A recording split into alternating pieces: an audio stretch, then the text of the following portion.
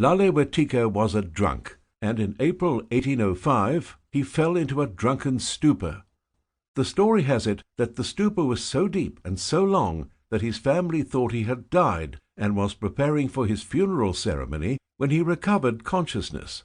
When he awoke, he told his family about how he had died and come back to life after receiving visions from the Master of Life and being shown a better way. The tribal peoples traditionally had great respect for visions, and his family and then his village listened with great interest to his account.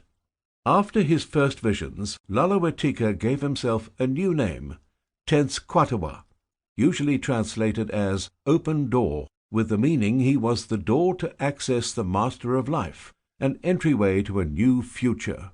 As he achieved fame and began to accumulate followers, he became known as the Prophet, and to whites as the Shawnee Prophet.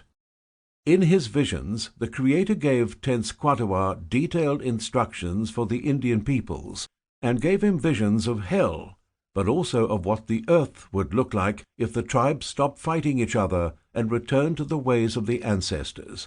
Shawnee tradition honored a person's visions, and what the prophet reported of the Creator's wishes was much in the Shawnee tradition and agreeable to his listeners. In one vision, he saw Indians who sinned by being alcoholics punished by having molten lead pour down their throats. His initial trance was the last time he used alcohol, so far as is known. Nowhere was the prophet's new set of rules written down. There was no equivalent of a Tenskwatawa holy book.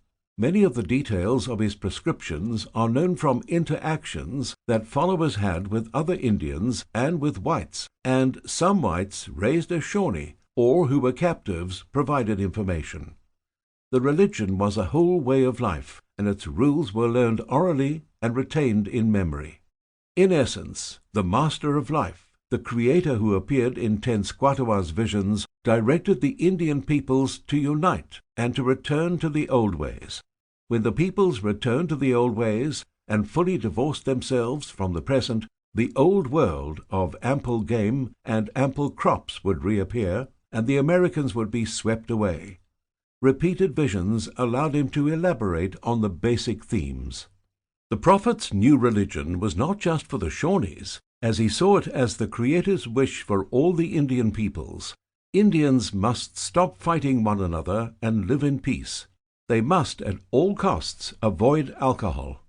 Ideally, Indians would give up all of the things brought to them by whites, and reject all the clothing, the houses, and the foods that originated with the whites.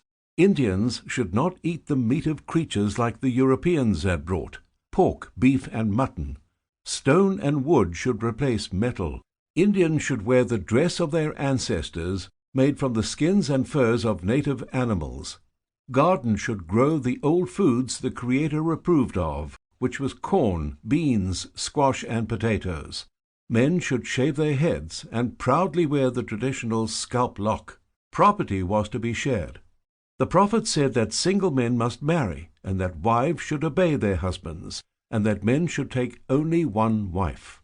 There is some debate among historians about the rules he posited for husbands and wives.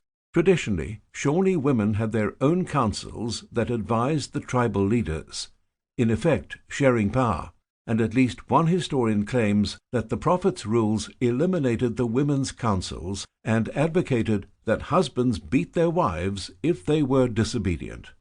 Tenskwatawa said that Indian women married to white men must leave their husbands and return to their tribe. Mixed-race children were to stay with their fathers. Christian Indians must abandon their faith because it was associated with the Americans. Shawnee tradition held that their ancestors had crossed a great water to find their home. On the way, they had to kill a great water serpent that was the source of evil in the universe.